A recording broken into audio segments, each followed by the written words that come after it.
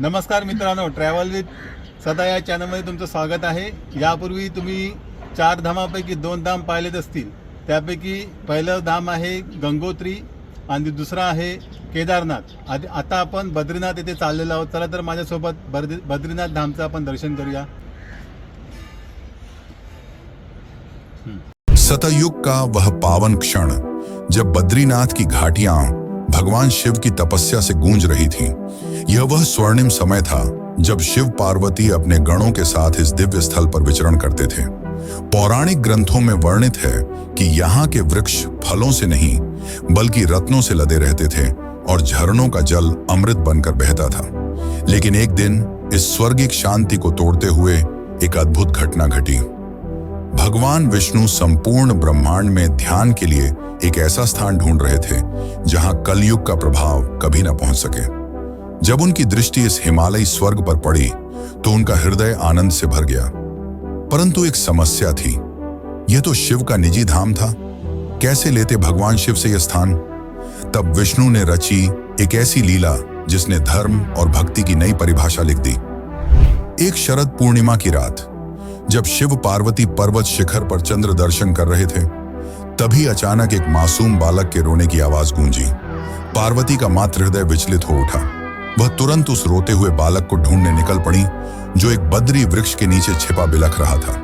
बालक के नेत्रों में एक अलौकिक तेज था। उसके मुखमंडल से दिव्य प्रकाश फूट रहा था।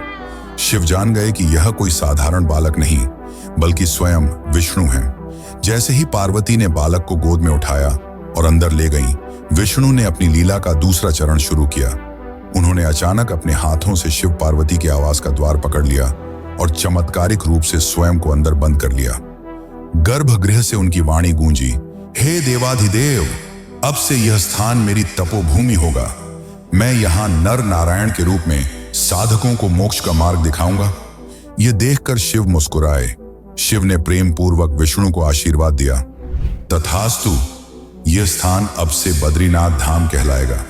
जब तक कलयुग का अंत नहीं होता तब तक तुम यहाँ नर नारायण के रूप में निवास करोगे। इतना कहकर शिव केदारनाथ की ओर चल पड़े।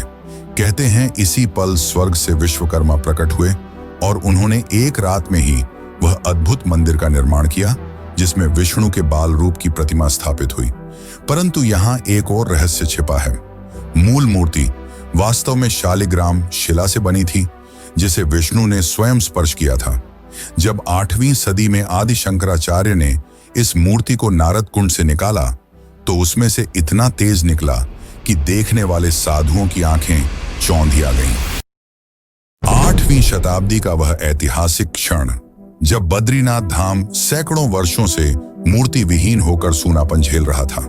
कहते हैं उस समय मंदिर के पुजारियों की आंखों में केवल निराशा थी। वे जानते थे कि उनके पूर्वजों ने भगवान बद्रीनाथ की मूल मूर्ति को होणों के आक्रमण से बचाने के लिए अलकनंदा नदी की गहराइयों में छुपा दिया था। लेकिन अब कोई नहीं जानता था कि वह दिव्य प्रतिमा कहाँ है। तभी एक दिन केरल से आए एक युवा सन्यासी ने इस रहस्य को सुलझाने का संकल्प लिया और वो सन्यासी थे आदि शंकराचार्य। लेकिन समस्या यह थी कि नदी का वेग इतना तेज था कि उसमें से एक सुई निकालना भी असंभव था। फिर एक मूर्ति कैसे मिलती? शंकराचार्य ने जब पुजारियों से पूछा कि मूर्ति कहाँ छुपाई गई थी तो सभी ने असमर्थता जताई। तब उन्होंने एक अद्भुत तपस्या शुरू की।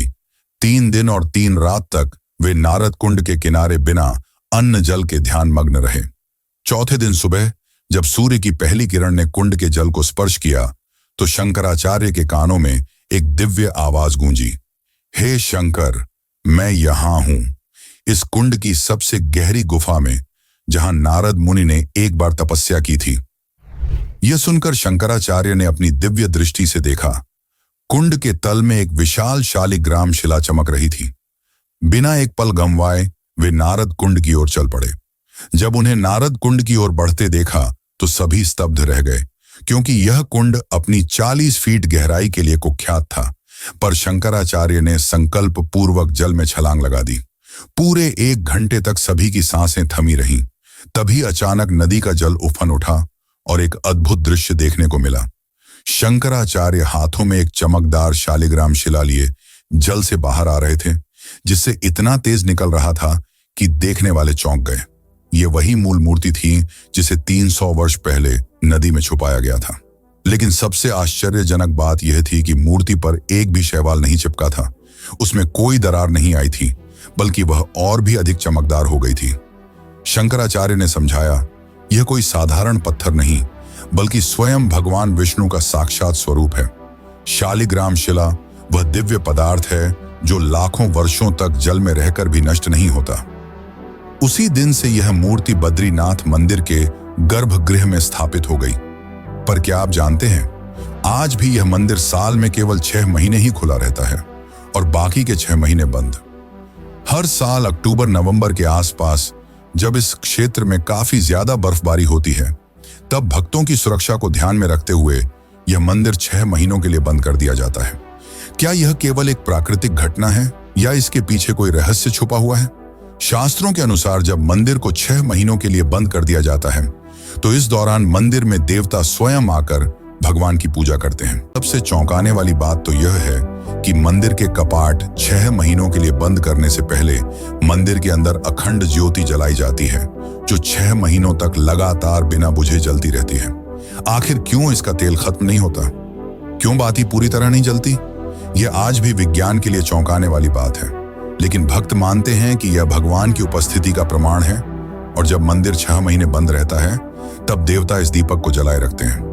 इस ज्योति के दर्शन मात्र से श्रद्धालुओं की आस्था और भक्ति को एक नई ऊर्जा मिलती है। कहा जाता है कि जो भी भक्त सच्चे मन से इस ज्योति के दर्शन करता है, उसे मोक्ष की प्राप्ति होती है।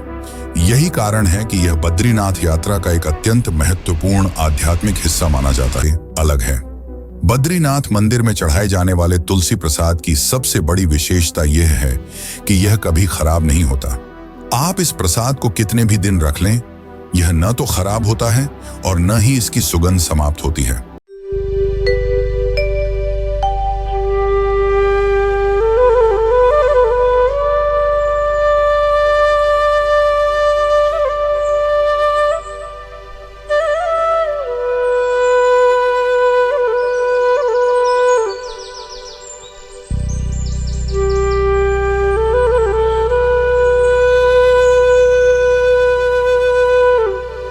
अगर आपको यह वीडियो पसंद आया तो लाइक करें, शेयर करें और हमारे चैनल को सब्सक्राइब करें। धन्यवाद।